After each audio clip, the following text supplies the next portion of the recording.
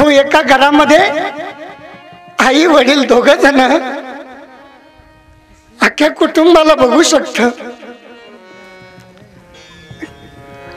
कुटुंबातला एक माणूस त्या आई वडिलाला बघू शकत नाही. कसला प्रसंग आहे, कसला कलियुग आहे. या कलियुगाला काय करावं आणि काय केलं पाहिजे माय बापांनो. ज्या आईनं आपल्यासाठी पायात काटे कोडून घेतले, ज्या बापानं आपल्याला मारलं, हाणलं, झोडलं, आपल्याला बनवलं, आपल्याला घडवलं, आपल्याला सर्व काही शिकवलं महाराज, आणि त्या बापाला शेवटच्या क्षणाला धर्मशाळा असते का असावी ती धर्मशाळा. आपण बी का नेऊन घालावं त्या धर्मशाळेमध्ये. का करावं आपण हे सगळं. आमच्या आईची माया जर बघितली, ती एवढं करूनही त्या बाळाला म्हणते, बाळ माझं सुखी आहे ना भगवंता, मला तुझ्याकडून काही नाही लागत, मला काही नाही लागत, फक्त माझ्या बाळाला सुखी ठेव. ही आईची माया आहे महाराज, हे आईचं प्रेम आहे. परंतु तुम्हाला आज किती जरी सांगणारे कलाकार आले ना, सगळे फक्त पैशासाठी येतात. आणि मग हे जर पैशासाठी येत असेल तर तुम्ही काय ज्ञान घेऊन जाल इथून. बरं, नाही द्यावा तर होतच नाहीये. हे करायचं कसं. फक्त एक बाजार झाला, बाजार, आणि या बाजारामध्ये पिळतोय तो फक्त अडाणी वर्ग, सुशिक्षित वर्ग. का आपण हे काही बाब सांभाळू शकत नाही. त्यांनी तर अख्खा कुटुंब सांभाळला, अख्खा परिवार सांभाळला, आणि आपण काय करतोय आज.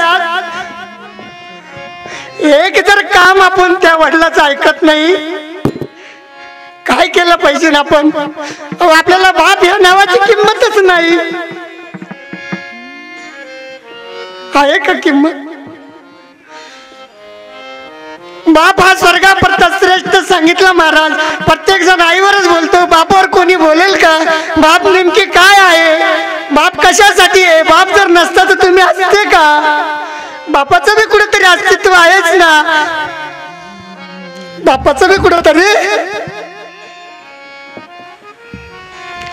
ज्या वेळेस त्याच्या खिशात काही राहत नाही ना, तुम्ही त्याच्या जवळ जाऊन उभे जेव्हा राहतात ना, तेव्हा तो त्याचं मन काय म्हणत असेल, त्याचं मन काय बोलत असेल.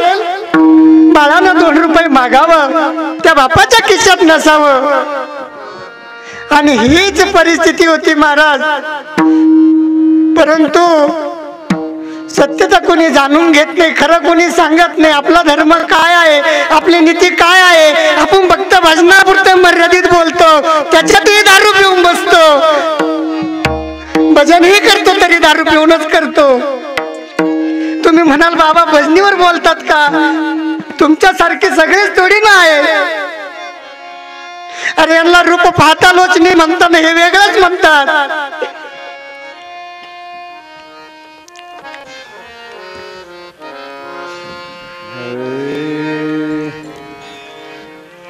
का सत्यता हे माहित नाहीये. हा काय म्हणतो माहितीये तुम्हाला.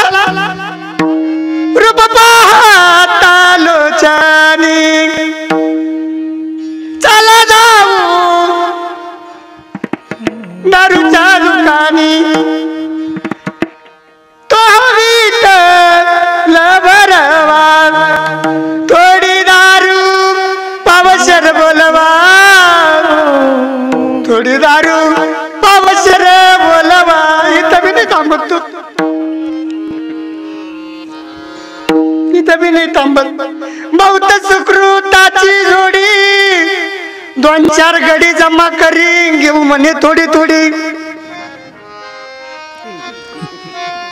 नाही कळलं. बरं एवढ्या नाही उभा राहत नाही तो. शेवटला म्हणतो हे सर्व सुखाचे आगरे, मला संध्याकाळी कमी पडेल 9 सागर. चालायला रस्त्यानं फिरायला ही दशा होती का? याच्यासाठी ते रूप धरलं का?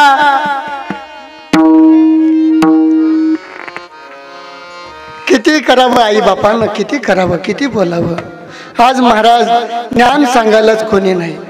तुम्हाला संस्कृत काय कळती व? मी म्हणू का संस्कृत यात्रिक नार वत्री गेले तिकडे नार होया ना. काय म्हणलो हो मी? तुम्हाला काही कळलं का? संस्कृत खरी ही आहे. तुम्हाला शिकवलं तरच कळत.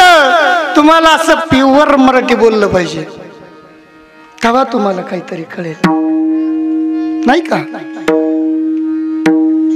पण तुम्हाला ज्ञान द्यायला कोणी तयार नाहीये. तुम्हाला खरं ज्ञान कोणी सांगत नाहीये. आणि हे ज्ञान आपल्याला जे घ्यायचं आहे, बरं सांगणाऱ्यांना किती पटून सांगितलं पण आपणच घेत नाही. चल सोडा ते, हा एक विषय बाजूला ठेवा. कोणी कशासाठी, शेवटी इथपर्यंत यायचं म्हणजे गाडीला तेल लागतं, 2 टाइम जेवायला लागतं. आमच्यामध्ये पण म्हटलं जातं केवढा मोठा संन्यासी तरी 2 पारी